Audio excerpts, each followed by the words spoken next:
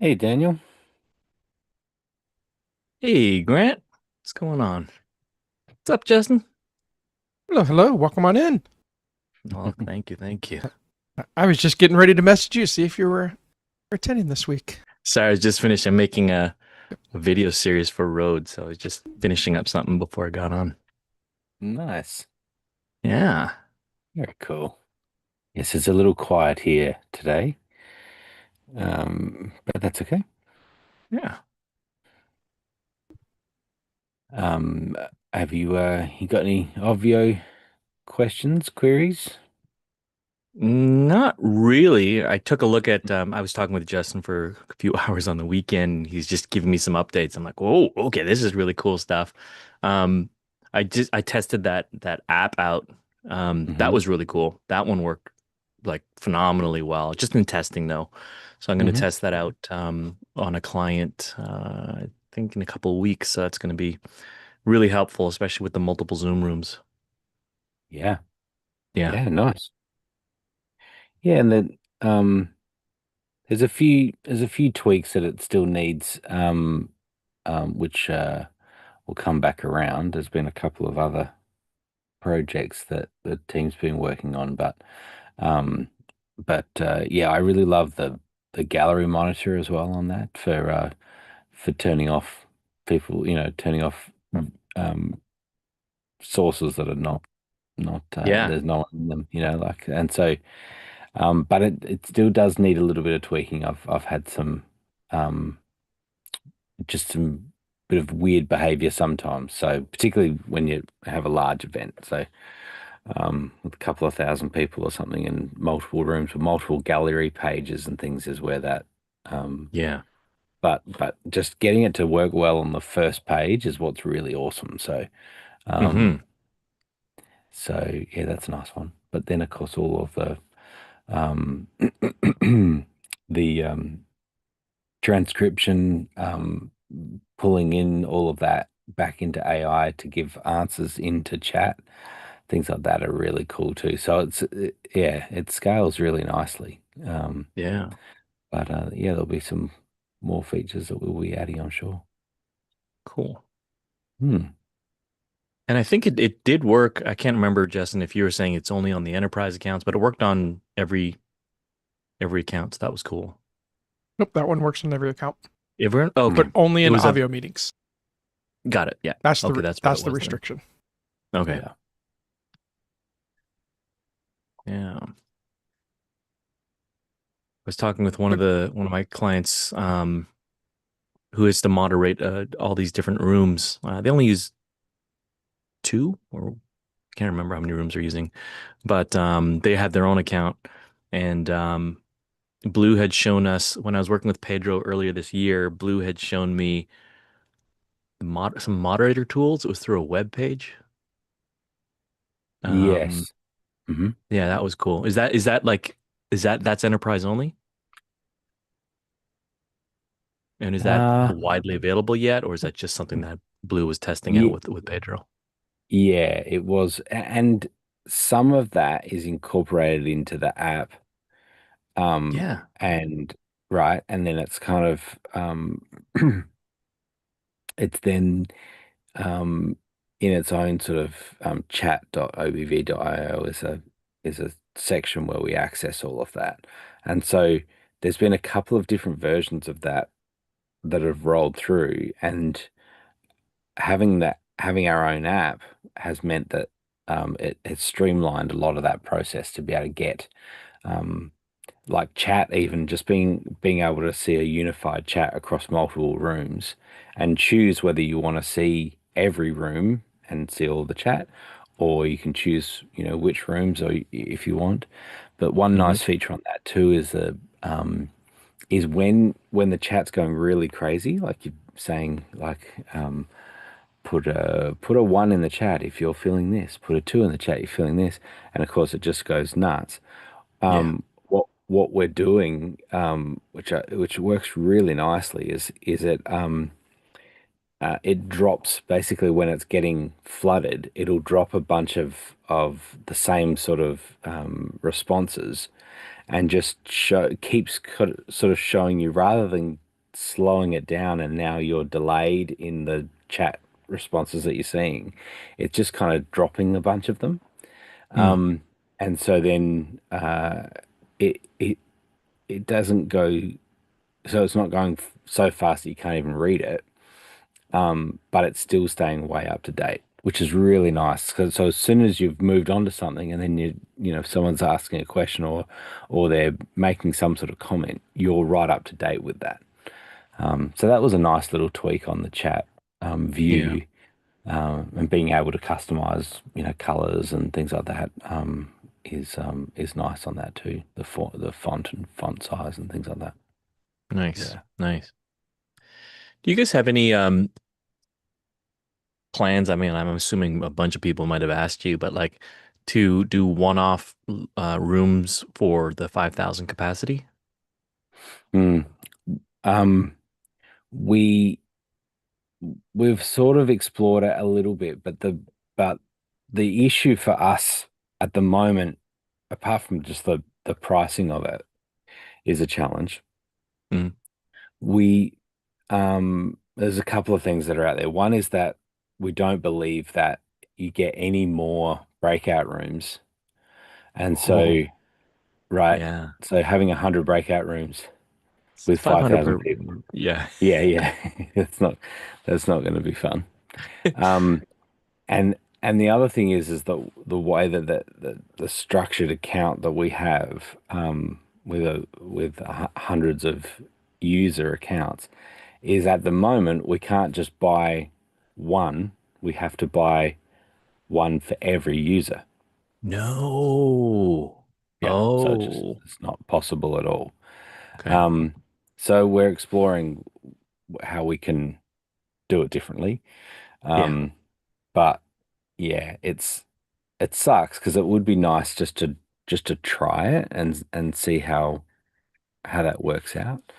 Yeah. Because there's some events that don't do any breakout rooms. Like, are you thinking of events where you might not do a breakout room, but then just kind of have that headroom for a whole, and just do one room? Is that kind of what you're Yeah, thinking? yeah. I mean, like, there's pros and cons, obviously, to 5,000.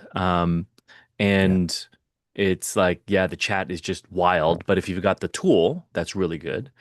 yeah, But we have somebody who was just at the Blues location just last week, right? mm, Um, hmm, she does her regular Zooms, like instead of going to Blues Place, she just does her own Zooms. She's got 4,800 people who join, and I can see the benefit of it because she doesn't have to do any of the complex, multi-streaming into different Zoom rooms, etc. She's got almost sure, 5,000 people. She's just using a regular Zoom screen sharing. Like she doesn't need any of the technical know-how on that. She also has right, 10 moderators in the room, and stuff like that. But I was just thinking, if she was able to use Obvio and somehow and she's paying the big bucks for it, right? You right, guys know Michael as well, right? Like they're paying big bucks for hmm, this one special Zoom account. But if they could do it in Obvio, then they're going to benefit from the dashboard, from your hmm, chat tools, your moderation tools, all of these hmm, other aspects, you know, and she's willing to pay for it. So I was hmm, just thinking that might be a possible sometime in the future, hmm. or almost like a bring your own Zoom. I think some people have already talked about that, right? Yeah, yeah, we have, yeah. Um, yeah, so that's um part of what we want to try is that idea, particularly in that use case. And for people that might be doing some more customized Zoom account features and things like that as well, but Hmm. want to use Obvio. Um, so yeah, we think there could be some value in that. Um, Even the Cool. 3,000, like the Zoom meeting 3,000, Yeah. that's quite appealing. I think that could be just to be able to have one room, as you say. Some people that are just doing it themselves, Yeah. but have some headroom there. I mean, Mm. we have had it before where people have had the 1,000 cap and live streamed out to something else. I mean, one setting that we've added into the settings of the rooms now is to make it easier to do custom streaming, live streaming.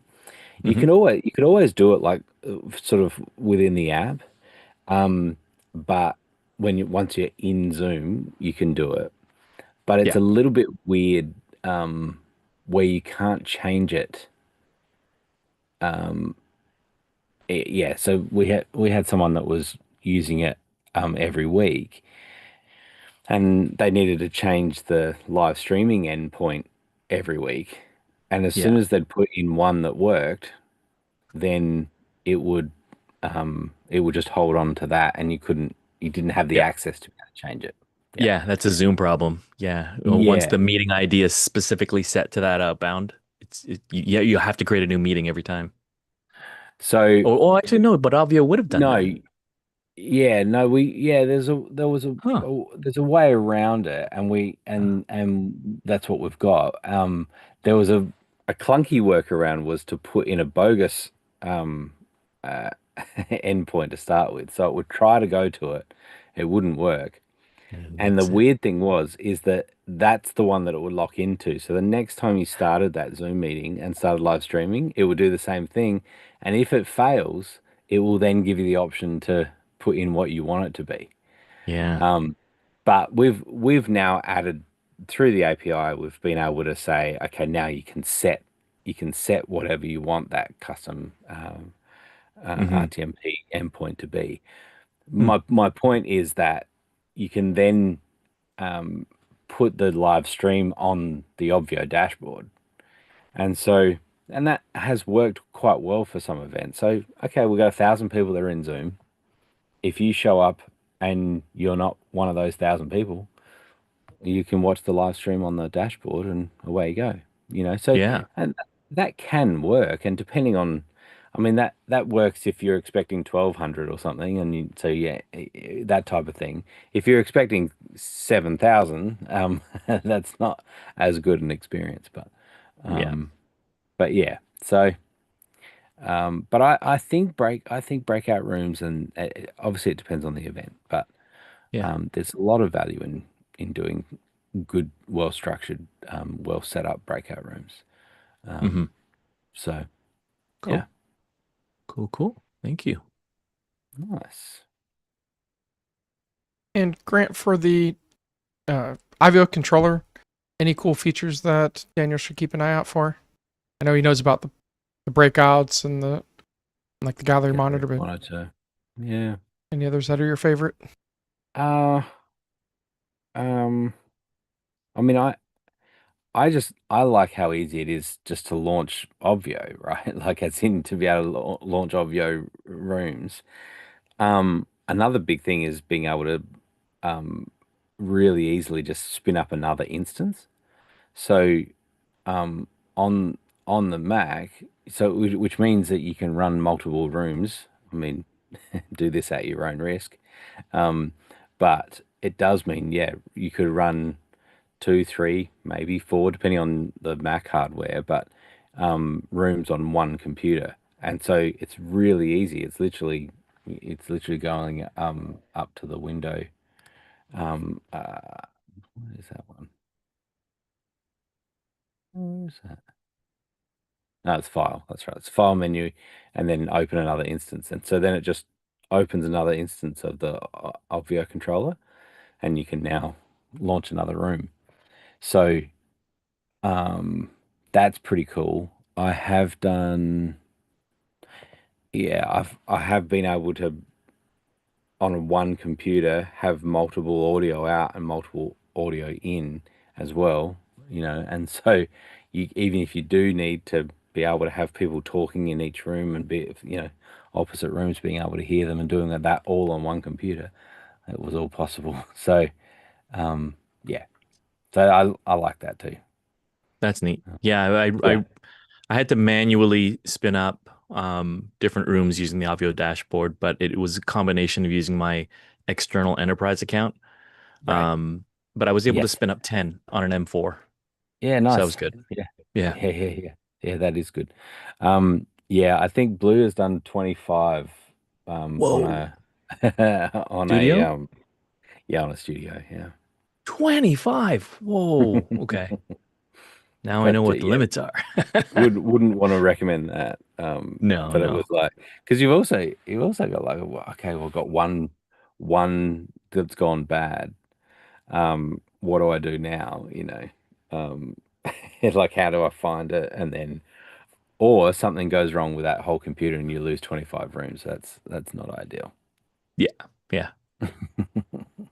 I'm wondering if there's like a way that Obvio, well, no, that would have to have a computer instance as well. But if Obvio could inject like a co-host, but it would have that would be an instance, right? And that co-host would immediately beget the host when, like, I do that on my devices. Yeah, I yeah, just have a laptop co-host just in case the first one craps out, the second one just recovers, right? Versus a random totally. guest.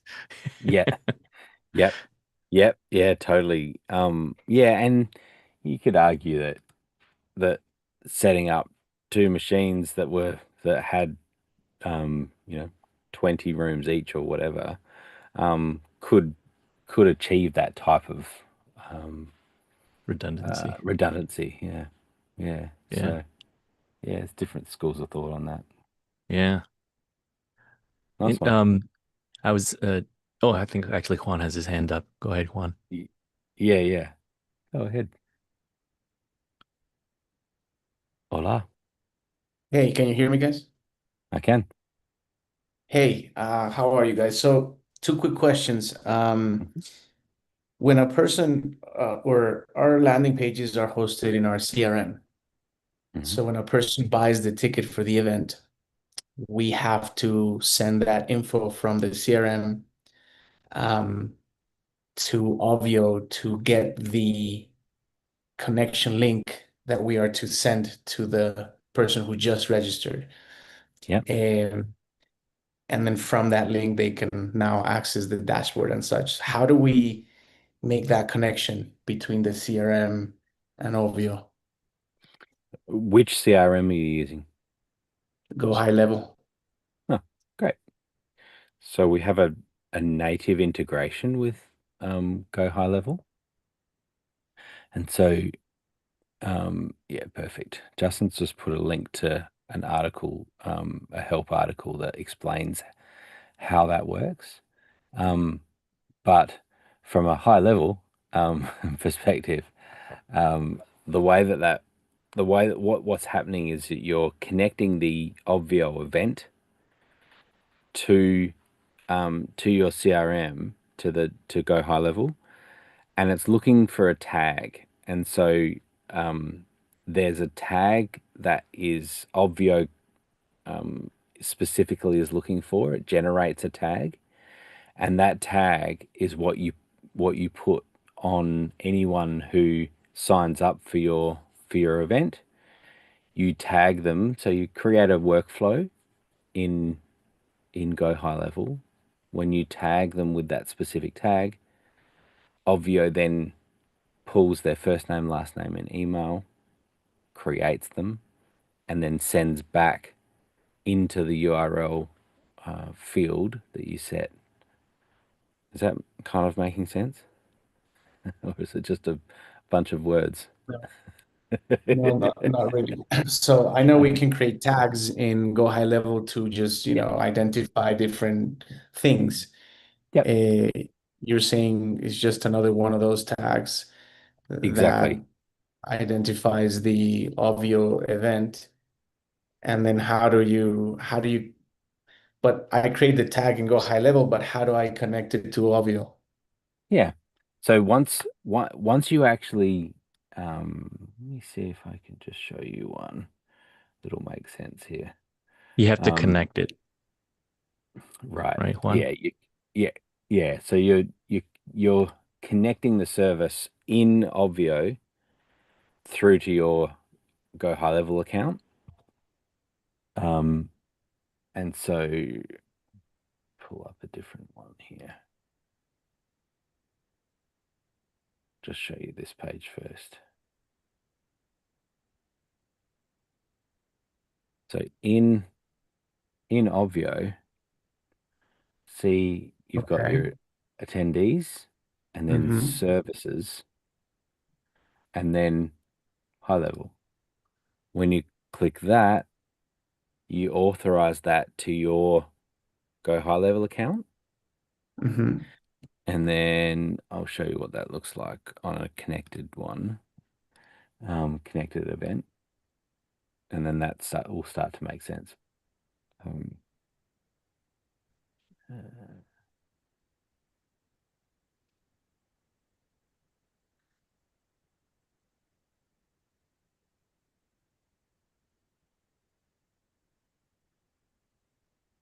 comes.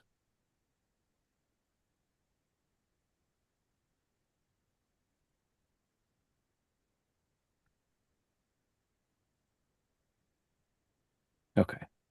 Here again, here. So when we have it connected like this, it'll say that it's linked. And then in this case, this is the tag that Obvio is looking for. So it generated this tag. You don't actually have it's not editable that as far as this is the tag that we want to see in Go High Level. So whenever that tag, that specific tag, is applied to a contact in Go High Level, what it will do is take the first name, last name, email as a minimum, create that attendee in Obvio. So it's doing all of that. And then the magic link or the login URL, the Obvio login URL, will get pushed back into this field in Go High Level. And you can create whatever field you want for that to be, and that's the field that it will populate in Go High Level. Hmm. If So it I've does lost it you, automatically. where have I lost you? So it does it automatically. You don't have to do it manually. Correct. Yeah. Once that's all connected Um, The and login you're, field though needs to be the custom field you have to add. that's right. Yeah. That needs to be created. Either you can literally create it here, or you can create it in Go High Level, but you need a place. It's essentially a custom field for in Go High Level to have the URL populated in. and that login URL field, is that the one that the registered person uses to log in? Correct. So then you would do another workflow when it comes to or a even just a campaign or sending out an email, and you would then use that URL field in your emails and say, this is where we want you to go. Follow this email, follow this field. Okay. So Ovio detects that tag above in Correct. Go High Level. Once it Correct. detects it, it pulls the info. Once it pulls the info, it generates the login URL. Pushes back to It that. Yep. it sends that login URL back to Go High Level, Yep. and then you can send it to the customer. Correct. Yep. Okay, essentially. Yep. Okay. And so then just to explain a little further, the action tags. Um, so you can call this whatever you want. What this is doing is it's sort of telling you what's happened in the process by tagging people in Go High Level. You can say what you want. It might be event specific, but in this case, what happens is you follow that process. It's pushed the URL back into Go High Level, and then it said the attendee has been created in Obvio, so tag the person in Go High Level to confirm that that's all the whole process has happened, so that you can then see when you're looking at all your contacts. Oh, here's the 50 people that have been created in Obvio. The whole process has worked. Further to that, check-in is when someone goes to the dashboard, right? So they've gone, and so it's not necessarily about going into Zoom. It's just that they've gone to the Obvio dashboard. They've clicked the link in your email, and the dashboard has appeared. Obvio will now tag them in Go High Level with whatever you call this in here, but in this case, attendee checked in. Hmm. Now it means that you can be confident. You're like, oh, before your event's even started, I can see that half my people have already been to the dashboard. So they've at least all of that has worked. You know that they've got access to it. And of course, you could then target people that haven't. Hey, notice that you haven't been to the dashboard yet. Please make sure you go check it out and download the resources or watch the video or whatever before you come to the event, because you know whether they've come there or not. And then just the signed waiver is the extra optional step within Obvio to have a waiver as a step on the first time that they go to the dashboard. Okay. Okay. Um, Um, and just for completeness sake, you can mhm. also add groups, which is if you've got a field already in Go High Level, and that could be favorite color. And so you want to bring over the favorite color field and bring that into Obvio, then this is the way that you can do that. And so you can say, I want to bring over an extra field that I've got in Go High Level, bring it into Obvio so that then I can customize my dashboard based on that data. Okay. Now, it could be ticket type, often is the type of thing. It's like I've got regular general attendees, and then I've got VIPs.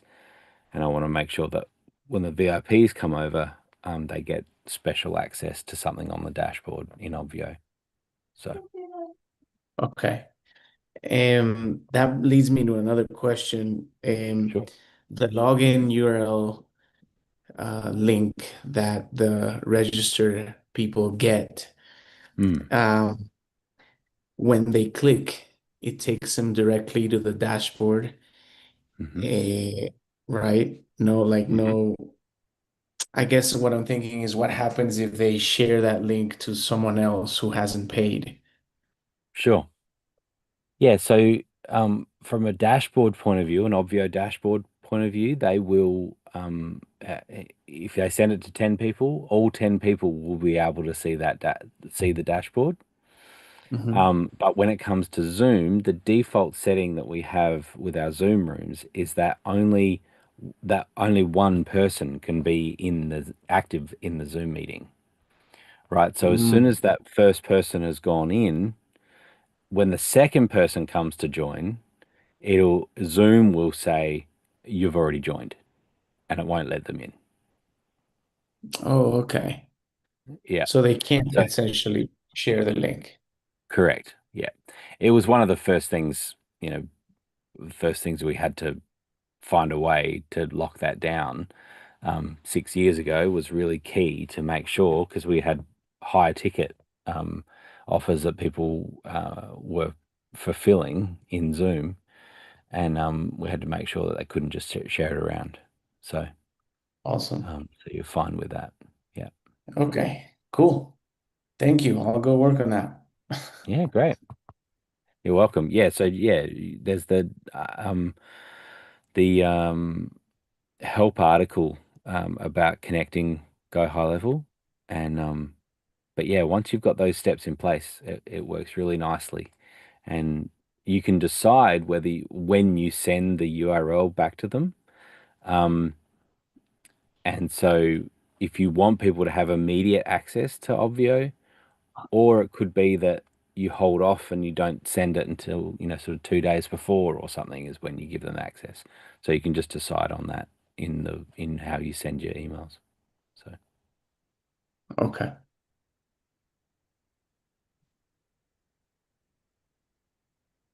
May I ask a question about that, Grant? yeah. So I posted the question in the chat, and then Justin answered, and he mentioned that before, and Juan, this is something that you'll want to know as well if you're going to use that function. When you have the workflow, and the tag is added to the user as the trigger, then usually we just say, oh, the action is send this email, tag the person, add this email, and then email them with the custom value of the URL. But in the past, I didn't realize it was a polling method because sometimes I'd wait 2 minutes and the field wasn't populated. And so I'd Hmm. always resort back to Zapier because I knew that I would get an error email if it didn't work, right? But Right. now Justin said it's now you guys switched to webhook based. Yeah. So is that within 30 Faster. seconds, 5 seconds? It is faster. I think always having a safety net is a good idea. Yeah. And so in the workflows that we tend to recommend is having a condition, having a wait condition until there is a value set. That And makes sense. so once the value is there, then send it. Um, and and you can do Justin had a great workflow on this, and that was that if after 20 minutes it hasn't worked, then send an email to me to say that it hasn't worked. And so it just Okay. alerts us to something is not working properly.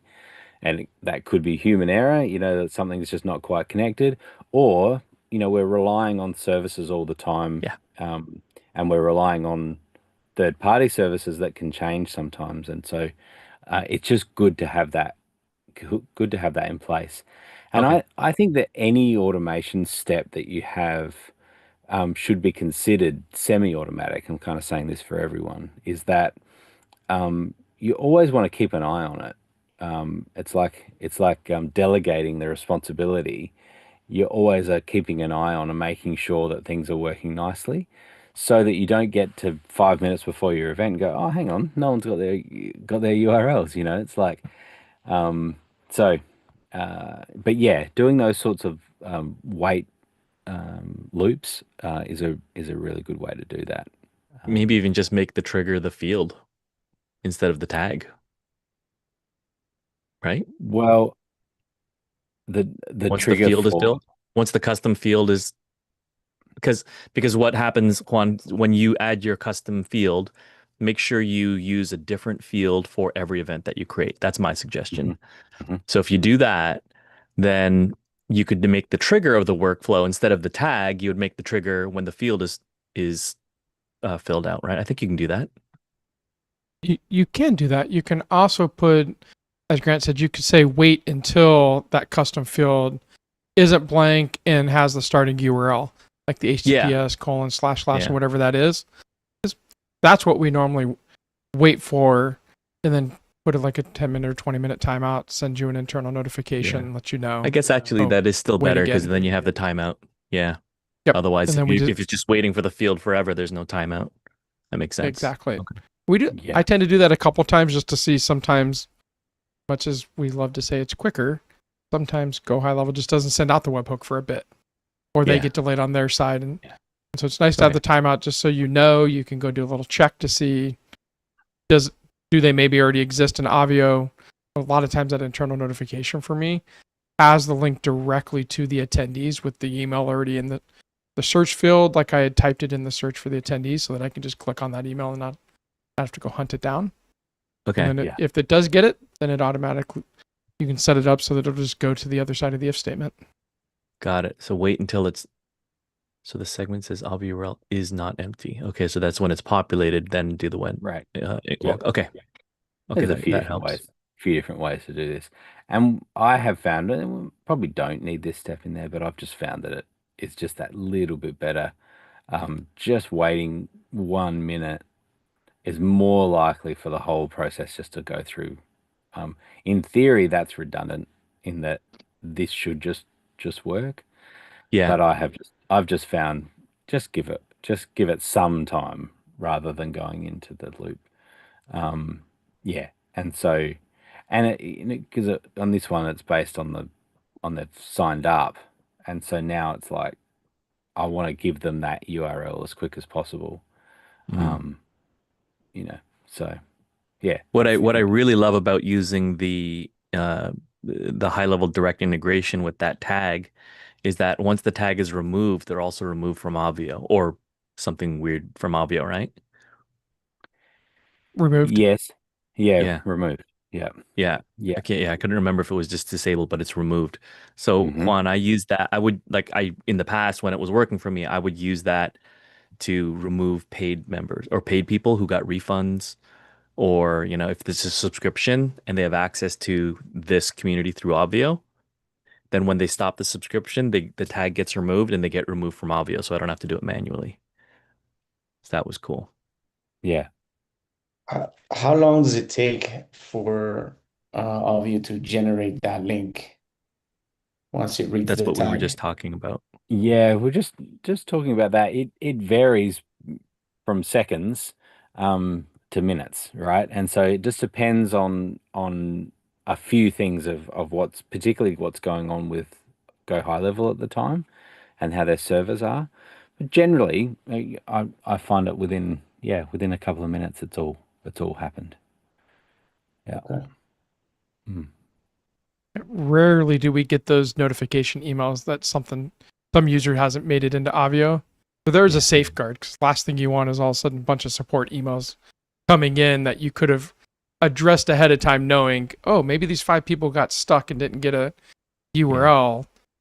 If you don't Yeah. have that internal notification with the timeout, then it just sits there in limbo and waits. And you don't So know it until someone manually looks or you get a support ticket. does Obvio have a fail-safe for if those do not propagate onto the high level end? Like, so for example, let's say I had 100 people sign up, but the last 20, it didn't somehow propagate, something broke on a third party end, and high level's just waiting for nothing or something, and then Obvio's like, well, it didn't work, I'm not going to try again. I believe, and I need to verify this with one of our devs, but I believe now if you hit the import button again, it Mhm. will go and grab those. That was a Ooh. change Yeah. we made recently. Oh, nice. Yeah. But I'm not sure Yeah. I'm not 100% positive it's made it into production. I know he was working on that. Y- Yeah. Well, and in theory, yeah, triggering that um will pick up any ones that have not already tried to be imported over. Hmm. Um, we're working on some notifications around some of that as well to just be able to show, hey, we're having trouble, or there's some issue there. Um, but I think that what you don't want is to be sending emails that have a blank URL in it, and that like that can happen. Which is why having this condition on there is much better than just assuming, oh, it should be there. It should be there within a couple of minutes. And if you then send people here, use this link, and it's nothing, it's blank. Mhm. Now you're confusing people. I think that's worse than not sending anything at all. So, um, yeah, I guess the fail-safe, because I remember that happened to me. It was just shooting blanks, and I was like, okay, no. And so the fail-safe I did was the broadcast email from Obvio. yes, That was yep, that worked perfectly. So yeah. sure, yeah. And yeah, that's it. It's not a bad thing to use that the Obvio broadcasts as your last minute ones. That works really well if you're like, hey, we're starting in 15 minutes or whatever, or we have started. That's a nice one too. Being able to say, particularly with people that have not checked in yet. So Yeah. you could do that as a condition, and send it to people that haven't. Hey, we noticed you haven't joined yet.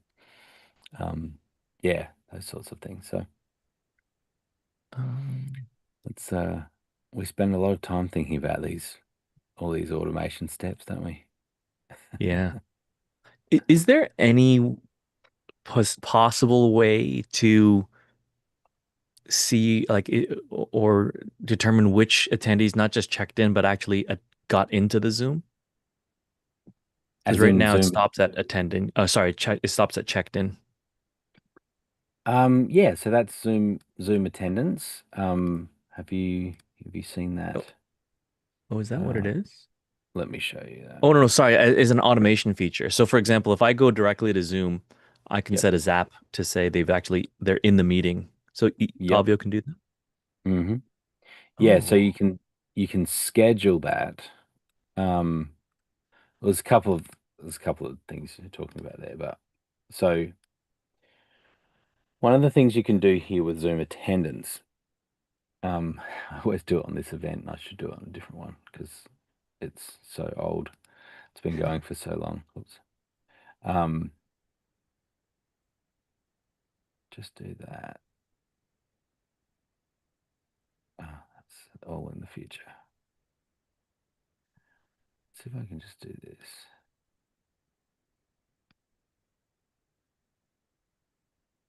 There we go.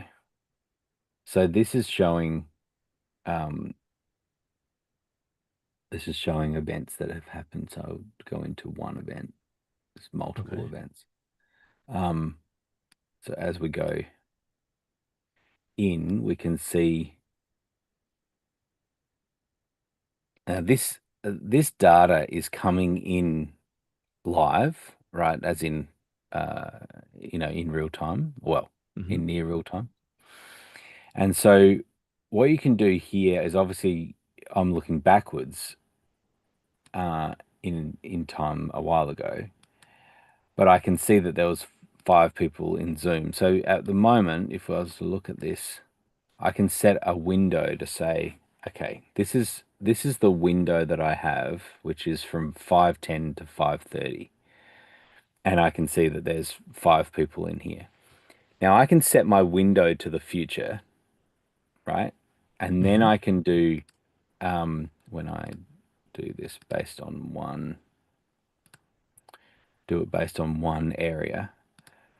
I can set actions on this to see this add an external tag. Hmm. So I've just got Zapier connected, but if I had Go High Level, it would give me the option to do a Go High Level tag based on actual Zoom attendance. So Mm. I can say at this window in the future, when people have joined, I want you to tag all those people. And so I can confirm, so I could do this. This is based on the past. I could confirm that and go and tag everyone. So I could just do that as a post event process. But Hmm. here I can schedule the whole thing, right? So I can say perform Like at the this top of the function hour for the meeting. at a certain time. Yeah.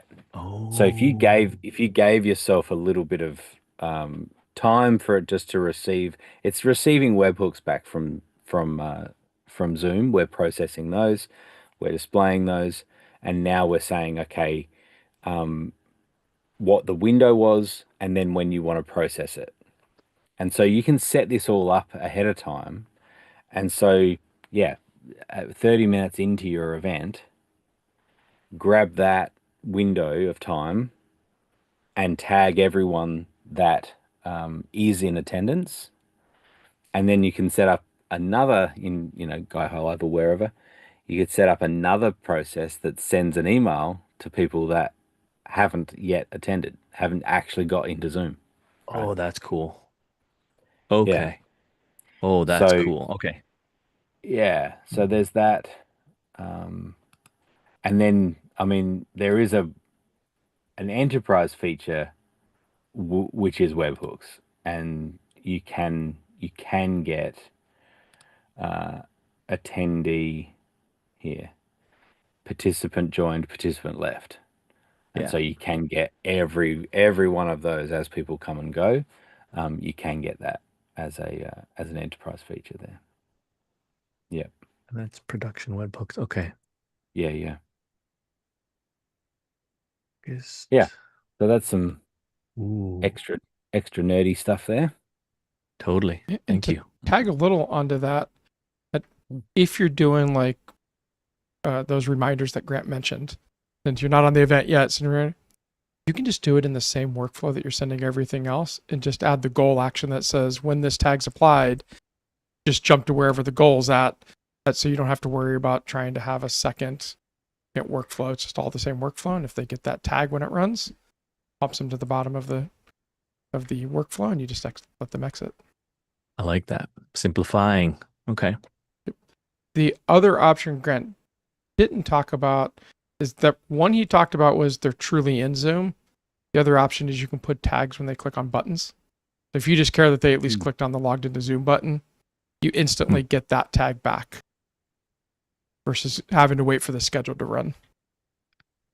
But it doesn't guarantee that they launched into Zoom. It just guarantees they clicked on the button on the dashboard. So in that case, you would want to hide that button until the meeting actually starts. Because if they click on the button a week before, it's tagged, right? Yep. Okay. Yeah. And so you can do a rule. A lot of times for that button, I'll do a rule that just turn it on like 15 minutes before the doors open, just to give it time to turn on and people's dashboards to refresh. Yeah. That's cool. Yeah, so that's another way of seeing that, it's highly likely that they've joined Zoom at that point, if they've clicked those buttons. Unlikely exactly. they've clicked the button and then not joined Zoom at that point. That same feature, by the way, since we're talking about it, is really useful to put on your offer buttons. And so you can see everybody that clicked on the offer button on the dashboard, because those are your interested buyers. And then you can run reports later on to see who actually bought compared to who actually clicked on the button, and reach out to those that haven't bought yet. It's rather your hottest leads. Mm-hmm. Got it. Okay. Okay, that's fun. Cool. Anyone else got any other questions? I have a question I submitted, Grant. Oh, yes, I did see that. For the Zoom room restriction of how many you can actually launch at any given time, is it per event or is it per account? It's per account. Aha. Mm-hmm. Perfect. Then yep. I'll get the dev team and to it's for change the the month. purchase page. Yeah, it's for the month.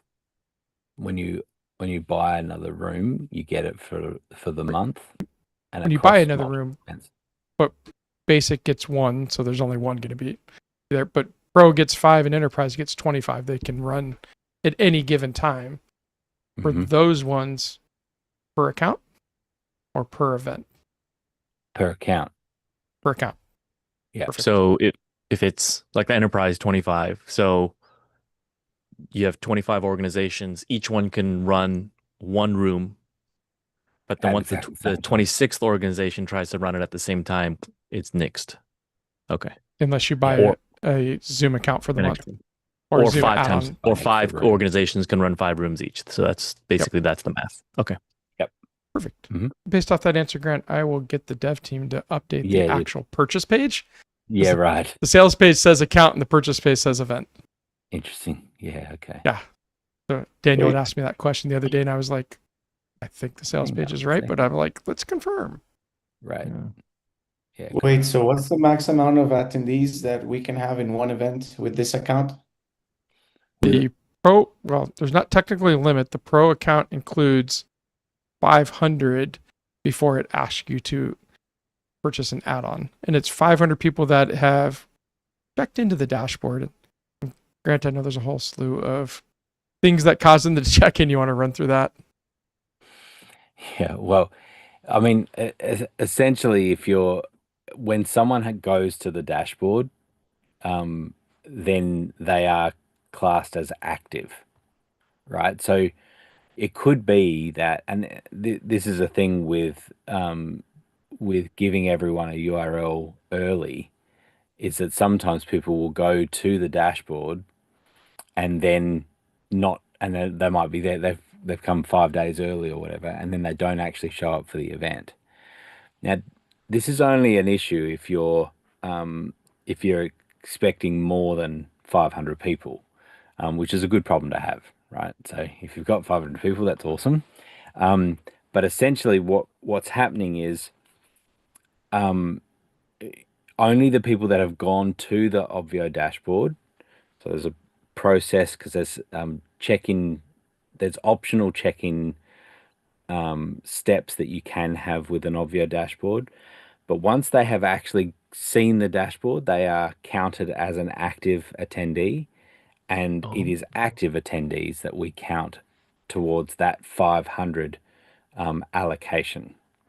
You can then pay for over and above 500, you pay as an add-on for groups of 250 attendees. On a pro account, you pay $100 and you'll get another 250 attendees. So that's the attendee side. We were talking about rooms, which is how many Zoom meetings can you run at the exact same time, have them open at the same time. And on a pro account, you can have 5 running, which generally is fine. Lots of people are just doing one. Maybe they run their main stage room and then they run a help desk perhaps, or some sort of support room or something. Maybe an extra one, 3 or 4 rooms. But if you wanted to run, as an example, you want to do sponsor rooms and you have 10 sponsors and they want to come and open at a lunchtime break and you have all these sponsors running meetings, then you can just pay for $50 per room to have extra active Zoom meetings. That's how that all works. I, f- I feel like I may have lost you earlier before, and now we're just going into all new territory to lose you more. Well, I'm just wondering, since the 500 will be signing up. It detects as soon as they hit the dashboard. Okay. Correct. So it Correct. doesn't matter. Okay. And then it lets you know, like, if there's a 501, it lets you know immediately and you can So what purchase happens immediately. is it will never affect the attendees' experience. They will always be able to get in, so they'll be Oh, able to join the event. But you as an admin in Obvio, it'll lock you out, or sort of locking you out. But it's just saying, hey, you need some more attendees, and you go and purchase those, and then away it goes. but you can So do it immediately. Like if it yeah, happens like 5 minutes yeah, before the event, you can just, yeah, okay. but do you have to yeah. spawn a new Zoom meeting? Uh, no, well, see, that's the difference between like the Zoom meeting will allow a thousand people, right? Oh, And the and Obvio is including in the pro account is including 500.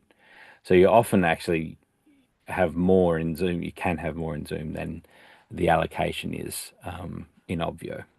So, and you can actually you can purchase the attendee add-ons ahead of time, and they can just sit in your account basically as a credit. They just sit there waiting for an event to use it, and then it just away goes. Excuse me, and away it goes. so theoretically, if you have 1,000 registrations and 500 people go to the dashboard, sorry, let's say I'm just trying to think of my math. A certain amount of people go to the dashboard, which goes above 500, but Hmm. nobody enters Zoom yet to click on the join Zoom. It it would the button would be disabled. It would just say meeting No, or no, like no. so it's only the admin that sees a warning. It's not the users Correct, never get locked out. Okay. correct. Yeah, It'll let yeah, people in. yeah, yeah. It won't prevent that. Yeah, So then it's if I have 1,000 registrations, but 501 people log into the dashboard, regardless of whether they join the Zoom meeting, I get a warning or I get locked out or limited somehow on my. Okay. that's You, right. you get fully locked out until you buy the attendee pack, so you can't do Um, anything in the editor, Yeah, which is why very oh, quickly you tend to go and buy that to attendee pay it. pack. Yeah, got Yeah, it. Okay. because you don't want to be able to turn on buttons or get into start other Zoom meetings potentially. And you have to If prepay Zoom's for those additional credits, or can you just like charge the card on file? it'll charge it doesn't auto charge it. But if No, you it's have a a card on manual file, it process does now. make the process Just quicker. authorize it now, kind of a thing. Yeah, Okay. and you do have a card on file because someone's Yeah. got a subscription for you to get You into have to. audio. Okay. That makes Yeah. sense. That makes sense. Okay. I think Yeah, Muddy it's a pretty had quick a question. process. Yeah. Yeah, Muddy, what do you Does. got? I was just jumped off to text my client. I'm running a few minutes late because this question is going to impact the call I have, which we're setting up an integration with a third-party CRM through Zapier, and I know that it's, we want two things. We want the attendee to come in from the CRM system and be added as an attendee. I know how to do that part, no problem. But I feel like we need to add a second step that sends the login URL back to the CRM. And I vaguely remember that requires a search step in between to search for that email. So that's the part just want to get a little clarification how to do the back end forth through Zapier. It's been a while since I've done that. I've got one that I can show. Yeah. Super simple that I've shown Me clients. too, which is why. Essentially, your trigger would be a webhook, right? So in Zapier, the trigger is a webhook. Actually, Regardless of the trigger is going to be when they purchase a ticket. So through ClickFunnels, they purchase a ticket. The first action is it sends them to the CRM system, which is called like get something. And then the second action is it uses the Obvio connector and adds an attendee. But then the next step is it needs to send from Obvio back to the CRM system the URL. And I think there's a search step in there. so this is actually really easy, Muddy. So when you in the action in Zapier that adds them to Avio, the data output of that is going to include a login URL field. And so then the next action you would add is however you're going to get it back to the CRM. And in that custom field that you're going to send back to the CRM, you just go look at the previous actions output and pick the login URL. Yeah, but the login URL is not, because the first action is actually sending them to create a user in Avio. Correct. So that's the data input, but and as part of that step, there's always a data output. And so the data output includes a bunch of Avio fields. Like, there is. What they're, It's the return. It's all the info. That step includes the return. data output from It Avio. includes the returns. Yeah. Return So in the that action same after step. Obvio Cool. is your CRM going updating the client. Yeah. Update the contact. Yeah. Okay, cool. I didn't remember that same step had both pieces in it. There was a time way back when where you had like an extra step in there. So, okay, cool. Yeah. Sweet. Yeah, you're not wrong. Yeah, it's one Thank you. process, not two. Yeah. Fantastic. Thank you. You're welcome. I've got one more question. Sure. So one main host opens the meeting, right? And is hosting the whole thing. And usually when you're doing a regular Zoom outside of Ovio, you make someone a co-host in case your main one fails. So then Sure. how does it work here? Exactly the same. Yeah, so you it's can as simple as making anyone that you choose a co-host, and that's it. Nothing else to do. correct. It's even Because once easier. you've launched, So go ahead, Grant. Sure. Oh no, you go. You can say it's even easier in Avio. So what Grant mentioned is true. I could make any of the attendees that join this co-host. Well, whoever the host is, which I believe is Grant. So Grant could do it. But if within Avio you can add team members and set roles, and so you could only set their role to say they can open up rooms or join rooms, and every single person that comes through from the Avio backend where the editor's at automatically becomes host if they're first or co-host. And then you don't have to promote them. Huh. Is there a video on how to do that somewhere or no? Maybe. There might Um, be. Let me go look at our help site and I'll let you know. yeah, Yeah, I yeah. don't remember if I ever There's saw that. something. Juan, it's really easy. When you go into your Obvio organization, at the top right, you'll see the drop down of the organization name and then click on team. Then there's two tabs, members and roles. Go to the roles tab and that you can create a new role. So let's just say room starter as a role.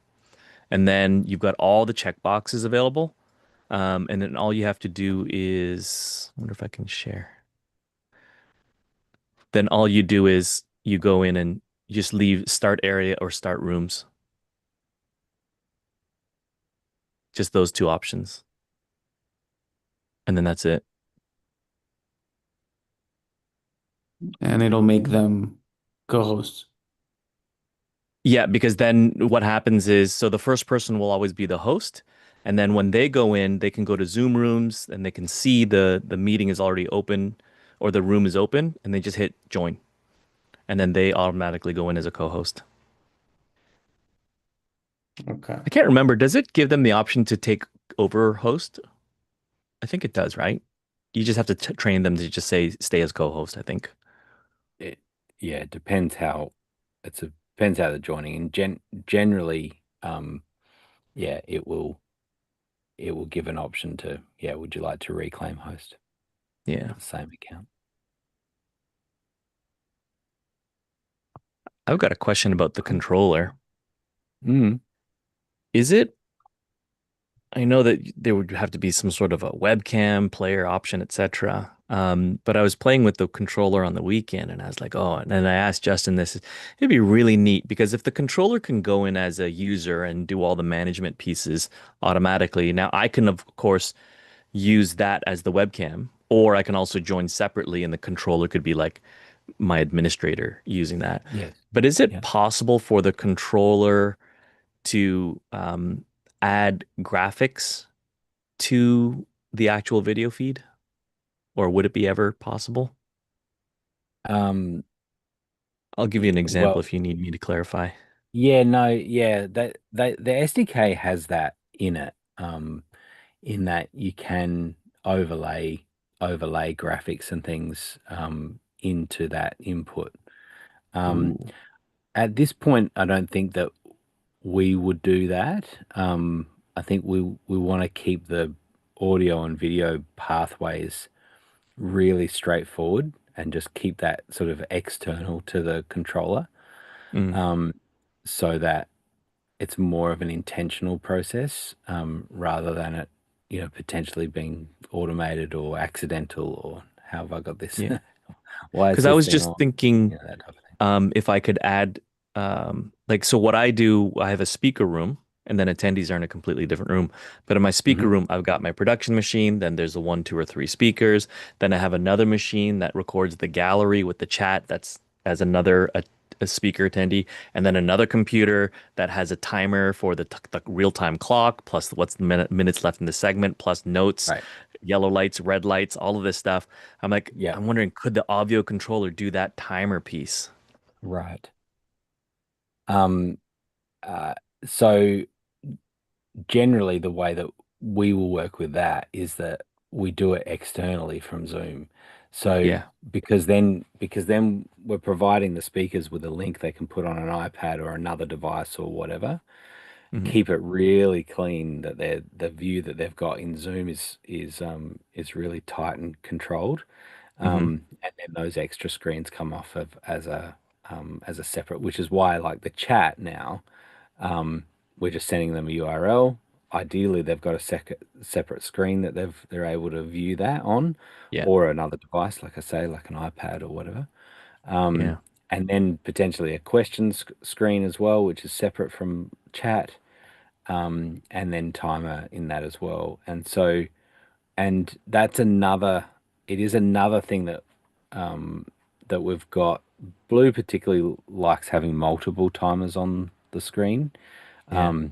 And so it's like the session timer and then the individual person speaking timer, things like that. So you can see them Hmm. both, um, as well as how many people are in the room at the time, in Zoom at the time, things like that. So it's actually a really helpful single screen.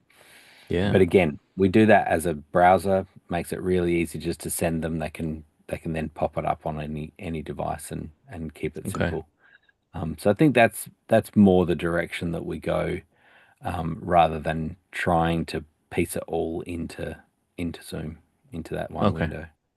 Yeah. Yeah, I was just thinking because I would say out of the speakers, maybe only 15 to 20% will say, "Oh yeah, I have an extra computer I can use." Right. Yeah. So okay. Just trying to make it work on that one machine. Yeah. Yeah. Hmm. Okay. Cool, cool. Um, Anyone else with any questions? I do have one more just to confirm. I already asked this a few weeks ago, but just Uh-huh. double checking. Sure. Eh, our event is coming up in September, and I'm gonna have a huge LED screen in front of me. Hopefully, Hmm. see everyone connected. Um, and I understand the best way to just put the people there all together is, I sign up through one computer using the link and show 25 of them or 50, and then sign up with another computer and show the next page of 50 or 25, just like that. Is that the best way to do it? Yeah, so you don't have to sign up individual. They don't have to be attendees necessarily. So you can just log into the Obvio account, launch it, because so there's a couple of things here. One is that it's likely you're going to want to have that all set up before you open the area to allow attendees to come in. And so they don't need to be unique attendees. You can, as an Obvio admin, you're able to launch it on as many computers as you like, right? Oh, So yeah, so and just how do you log do that? in, just log in each of those computers. You just log into Obvio in the same way, and then you press um, the first time you join, the first time there's a start button, it says start room. In fact, I can show you that quickly so it makes more sense. I feel like you're doing this to yourself, one where you're asking more and more complicated questions, and you you're like you're at risk of confusing yourself a lot. But the Yeah, it's nice thing tricky is, because it's yeah, tricky because I have someone in my team who's in charge of all the tech, okay, and he doesn't speak English. yeah, And he's right, the tech okay, savvy. So I'm the one trying to understand all this whole thing and relaying the message to him. And it's our first time doing it with Ovio, so it's a little overwhelming so far. Yeah, fair enough. yeah. Um, well, I mean, I know, I know, I know quite a lot of bilingual texts that understand this well. So if you need someone else to help to translate, then you can do that. But I mean, the nice thing is too that this is this whole call is on YouTube now. Like we live stream it, right? And so that it's there easily to review, and you could go back over it, and you can do conversion of transcripts and things like that. So that's it's possible.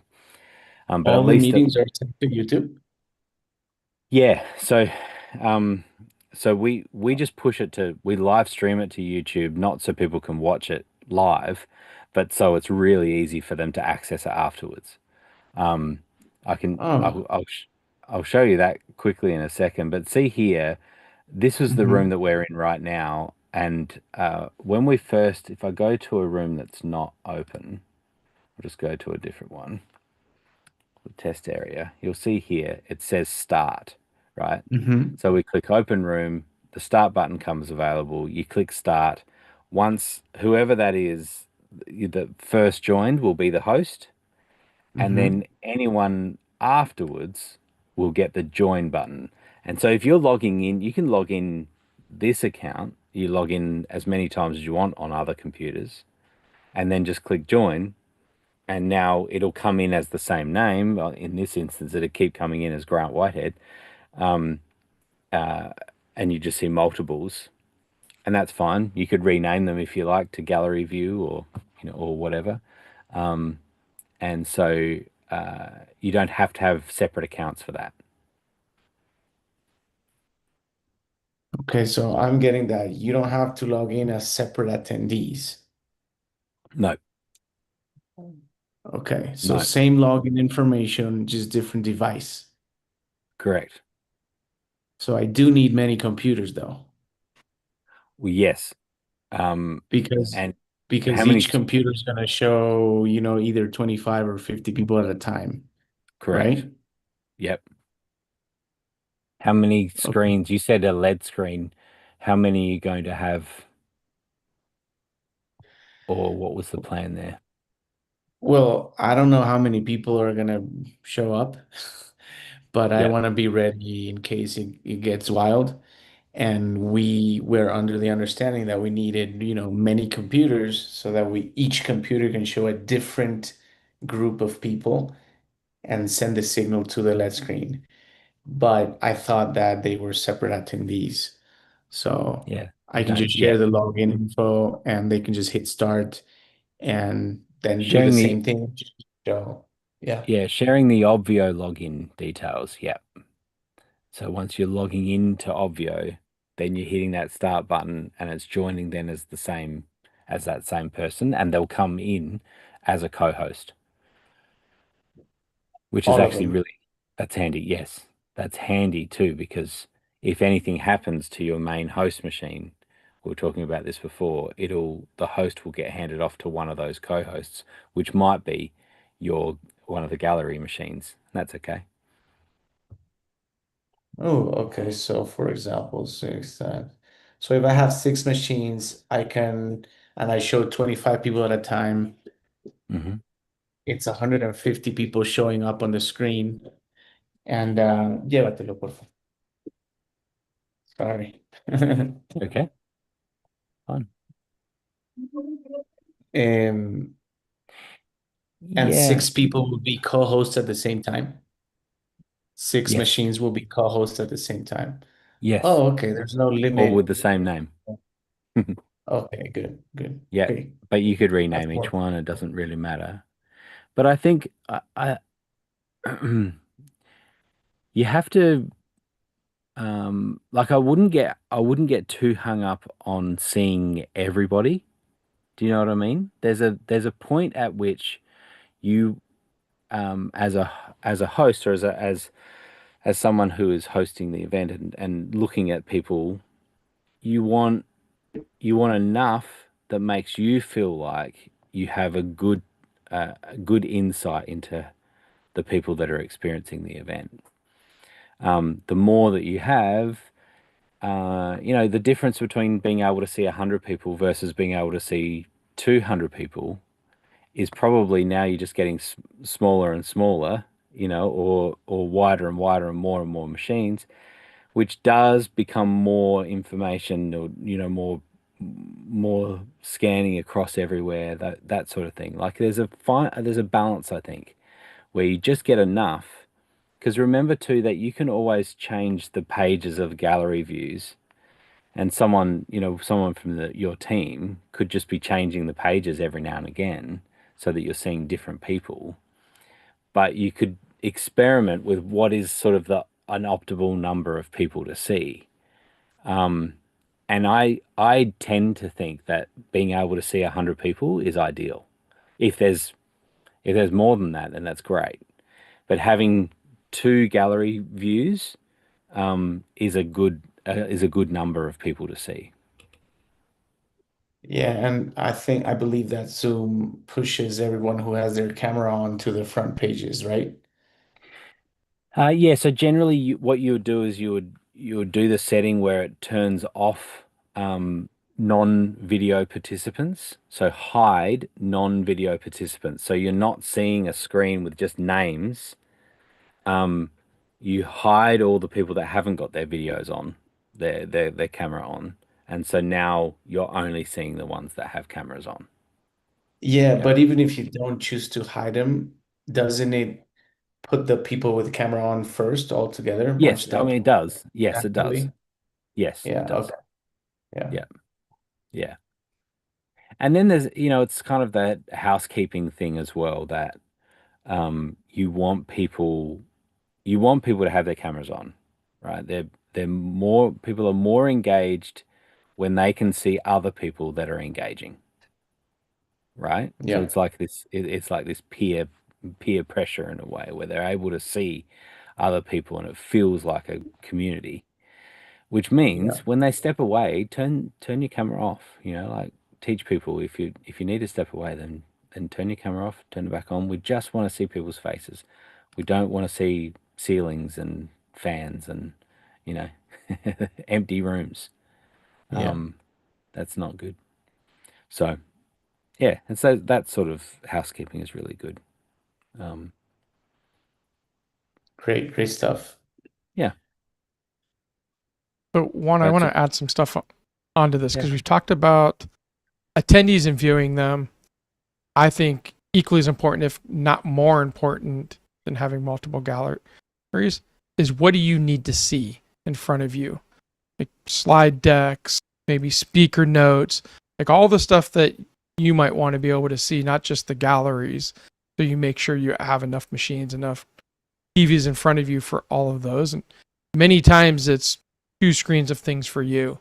If you're sharing slides or any kind of visuals, many times it's full screen, so it takes over everything. And then many times those have speaker notes that you want to see or be able to, even if there's no notes, you still want to be able to see what's the next slide coming up so that you know where you're going. You could see because you're in Leap, we have that really, really big housekeeping slide with all kinds of notes for the housekeeping side.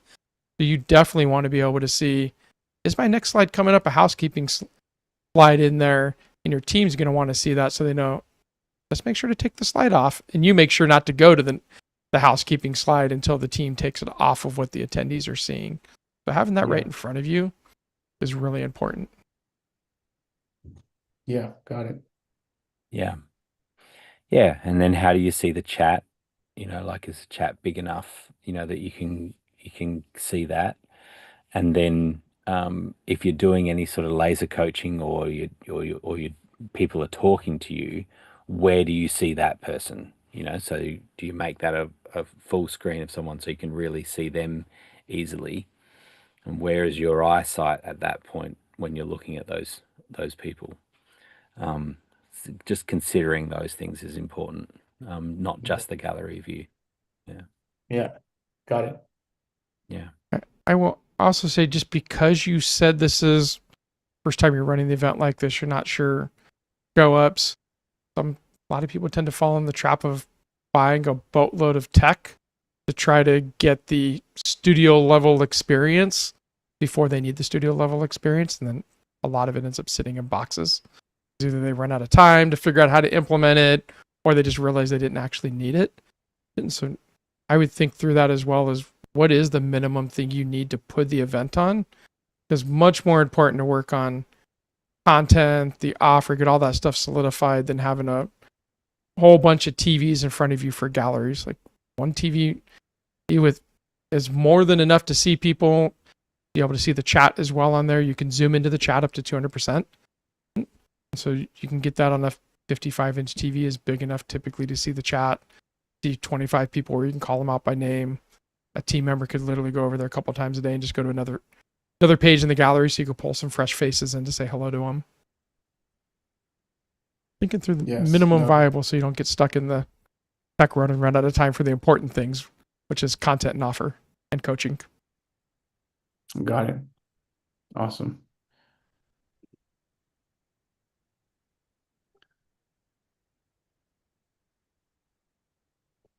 Yeah. I would just add that you being comfortable in the space is really important. Like it's really, really important. You want to have it feel like when you walk into that space and you stand in front of that camera that you really like what you're seeing. Sometimes we just prioritize what the camera sees and we don't care about anything else. But if you're if you're in a messy environment, or there's a whole bunch of stuff that you're looking at that is untidy, or it's not just a lot of visual noise, that's what you're dealing with the whole time. And so sometimes, like, just a really clean, slick setup that you feel really, really comfortable with sets you up for the best online experience, I think. So that's helpful to think sometimes too. I could add this, but is that just adding it for the sake of just more? And is it going to actually distract me, or is it too many things to look at, or things like that? I think there's something to having the right balance of just like what you need, and a clean environment, which by the look of your office is the way that you run anyway, right? I like your Yeah, we try. vibe. Yeah. Yeah, totally get it. Mm. Nice. Anyone else?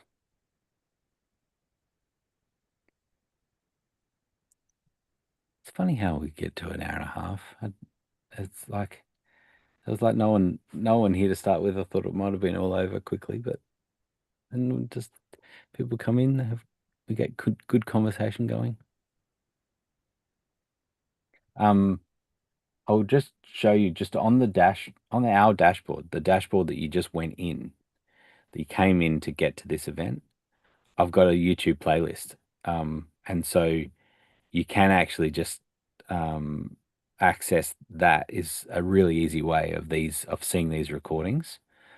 Is that they're right there on the dashboard. You just go down a little bit and you'll see it. You'll see the latest recording is sitting right there. So if you want to go back over this, you can really easily, even now. So,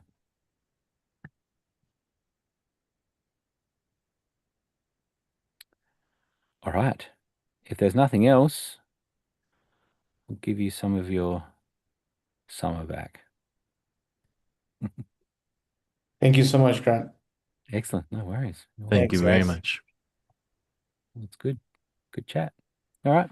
Thanks, everyone. Bye. Bye-bye.